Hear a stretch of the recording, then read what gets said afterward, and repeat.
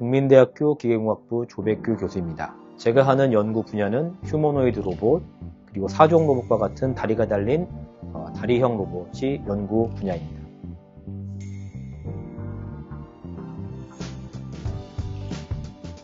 로봇 제어 연구실에서 수행하는 연구는 로봇에 대한 모든 것이라고 할 수 있을 것 같습니다. 로봇을 연구하기 위해서는 로봇을 개발을 할 줄 알아야 되고요. 그리고 개발된 로봇을 통해서 제어 알고리즘을 넣어줘야 되고, 또한 실제 활용을 하기 위해서는 서비스나 어떤 실제 적용하는 것들도 필요하기 때문에 로봇을 개발하고 제어 알고리즘을 만들고 실제 활용하는 것, 이 모든 것들을 하는 것이 바로 저희 로봇 제어 연구실의 연구 내용이라고 할 수 있겠습니다.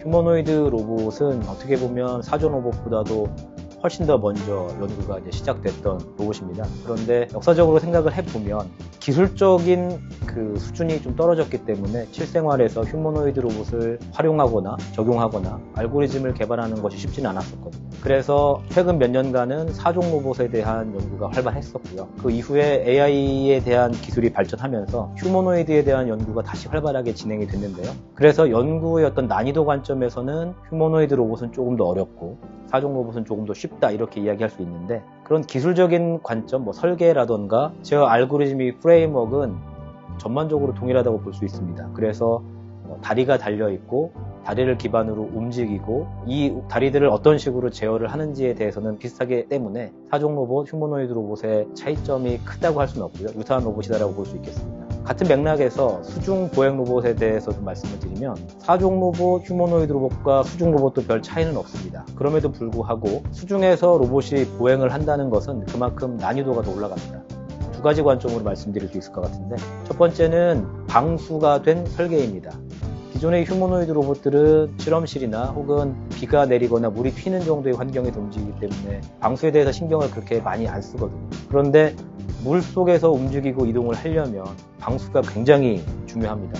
이런 부분이 한 가지 어려운 점이라고 할 수 있겠고요. 두 번째는 물 속에서 로봇이 움직이려면 유체력에 대한 처리가 필요합니다. 사람도 수영장이나 물속에서 걷게 되면 되게 어렵잖아요. 그런 것처럼 로봇도 물속에서 보행을 하게 되면 유체력을 고려해서 움직여야 되는데, 유체력을 고려한 제어 알고리즘을 개발하는 것이 또 다른 어려운 점, 차이점이라고 할 수 있겠습니다.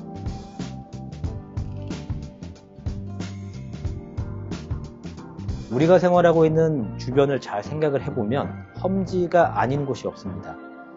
여기는 평평한 곳 아니야? 여기는 되게 플랫하다고 할 수 있지 않아? 이렇게 말할 수 있지만 거기에서도 되게 작은 높낮이가 다르고요. 경사가 있을 수도 있고요. 그래서 우리가 생활하는 공간들은 험지라고 표현을 하는 게 정답이 될 것 같습니다. 그렇기 때문에 로봇들이 아주 잘 만들어진 환경에서 움직일 것이 아니라면 로봇들은 무조건 험지에서 보행, 이동을 할 수 있어야 되는 것이고요.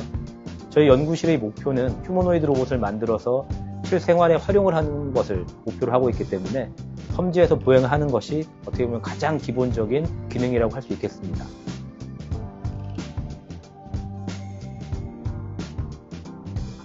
보행 로봇이 실제 환경에서 활용이 되려면 역시 다양한 지형에서의 이동성, 안정적인 이동성을 확보하는 것이 제일 중요한데요. 그러면 비평탄 지형에서도 얼마나 잘 움직이고 안정하게 움직이느냐가 굉장히 중요한 기술이라고 할 수 있겠습니다.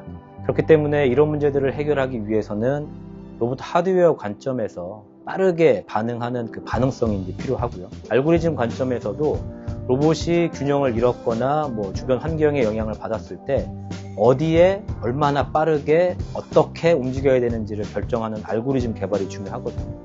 그러면 주변 환경의 변화가 어떤지를 빠르게 인지를 해야 되는데, 센싱하는 기술도 되게 어렵기도 하고 중요한 기술이기도 합니다. 그러면서 어디를 디디면 가장 좋은지 이런 것들도 결정을 하는 것이 중요한데요. 많은 사람들이 이 부분에 대해서 굉장히 어려움을 갖고 있었는데, 최근에는 강화학습 알고리즘들이 많이 활용이 되고 있습니다. 시뮬레이션 환경에서 동시에 다수의 로봇들을 실제 운영을 하고, 그러면서 가장 점수가 좋은, 평가가 좋은 알고리즘을 선택하는 방식이라고 볼 수 있겠는데요. 그러면 다양한 지형, 다양한 장애물, 다양한 상황들을 상정을 해서 로봇을 훈련을 시키는 것이기 때문에 이렇게 만들어진 알고리즘들이 실제 로봇에 적용이 되면 다양한 환경에서 빠르게 적응할 수 있기 때문에 알고리즘적으로도 굉장히 안정적이고 로봇도 좋은 퍼포먼스를 낼 수 있게 됩니다.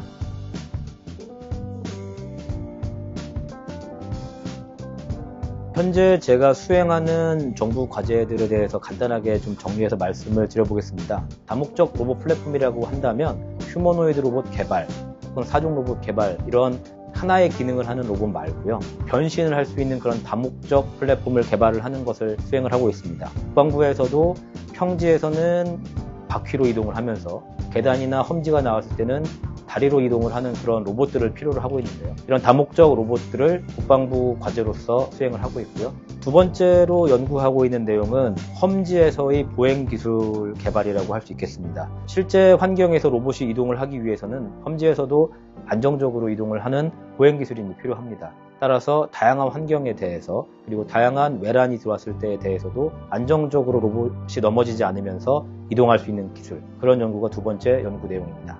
세 번째 연구 내용은 사람이 작업할 내용을 대신해서 작업을 도와주는 휴머노이드 로봇과 같은 인간형 로봇의 로봇 팔 조작 기술이 세 번째 연구 내용이 되겠습니다. 앞으로 다가오는 미래에서는 로봇을 통해서 사람의 일을 대신하려고 할 것입니다.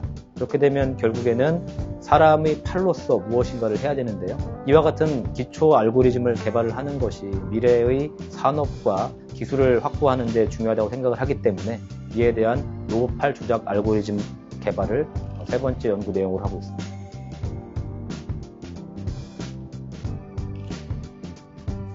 국내뿐만이 아니라 세계적으로 각광을 받고 있는 로봇 기술은 휴머노이드 로봇 기술입니다. 인공지능 시대를 맞춰서 휴머노이드 로봇에 대한 기술이 엄청나게 빨리 성장을 하고 있는데요. 그러다 보니까 10년 안에는 정말로 휴머노이드 로봇이 일상생활에 활용이 되겠구나라는 기대감도 있고요. 실제 가능성이 매우 커 보입니다. 그런데 휴머노이드 로봇으로 할 수 있는 건 크게 두 가지 관점으로 볼 수 있을 것 같습니다. 첫 번째는 다리를 이용한 이동, 두 번째는 상체, 팔을 이용한 작업인데요.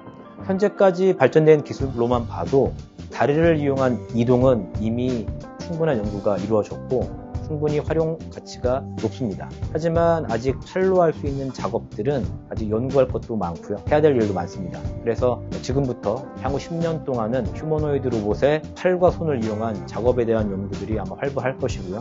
이것들이 어느 정도 완성도가 높아지면 실생활, 그다음에 산업 현장, 서비스업에서도 휴머노이드 로봇들이 활용될 거라고 생각합니다.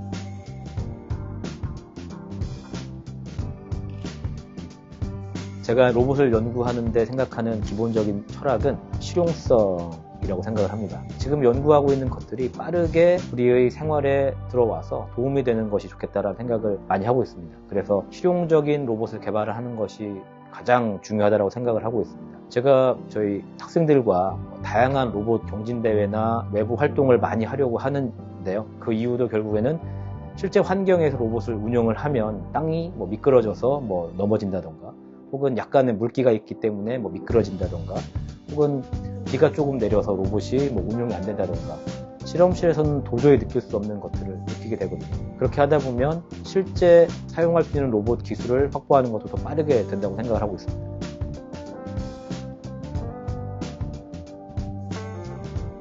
로봇 기술이 빠르게 진행을 하고 있기 때문에 분명히 로봇들이 우리 일상생활에 활용되는 것은 금방일 겁니다. 그래서 어떤 식으로 연구를 하는 것이 중요할까? 어떤 것들이 필요할까를 좀 많이 고민을 하고 있습니다. 지금 제가 생각한 대답은 모듈형입니다. 실제 휴머노이드 로봇에 대해서 생각을 해보면 굉장히 많은 관절들로 이루어져 있는 굉장히 복잡한 시스템입니다. 그렇기 때문에 일부 시스템이 고장이 나게 되면 이것을 어떻게 수리를 하는 것이 좋을지 고민을 많이 하게 되는데, 혹은 기능에 따라서 사람 같은 경우는 사람 하나가 다양한 작업을 할 수 있겠지만 그게 효율적이다라고 말할 수는 없을 겁니다. 그래서 목적에 맞게 조금 더 특성을 강화해서 로봇을 만드는 것이 더 중요하다고 생각을 하기 때문에 부분적인 파트를 교체를 한다면 훨씬 더 효율적이 되겠죠. 그래서 이제 모듈형 시스템을 구축하는 것이 제가 생각하는 미래 연구 방향이라고 생각을 하고 있습니다. 제가 개발을 하고 있는 로봇 중에 루비라고 하는 로봇이 있는데요. 이 로봇은 두 발로 움직이는 이족 로봇입니다. 다리 하나에 관절이 3개이기 때문에 제한된 동작밖에 못하는 로봇입니다. 하지만 이 루비가 2대가 되고 3대가 되고 뭐 4대가 되고 합체가 되거나 협력해서 연구를 할 수 있다면 훨씬 더 효율적인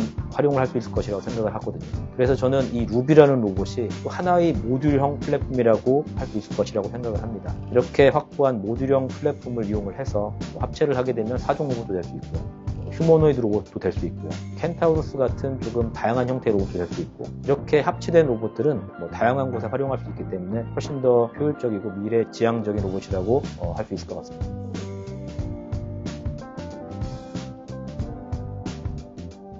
유연함이라고 생각을 합니다.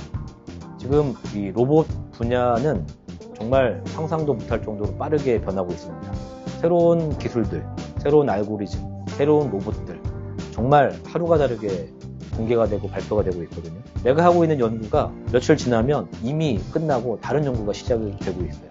그러면 이럴 경우에 어떤 식으로 적응을 하고 대응을 해야 될까를 고민해 봤을 때 새롭게 변하는 기술에 대해서 빠르게 대응하고 유연하게 대처하는 것은 정말 필수적인 덕목이라고 생각을 합니다.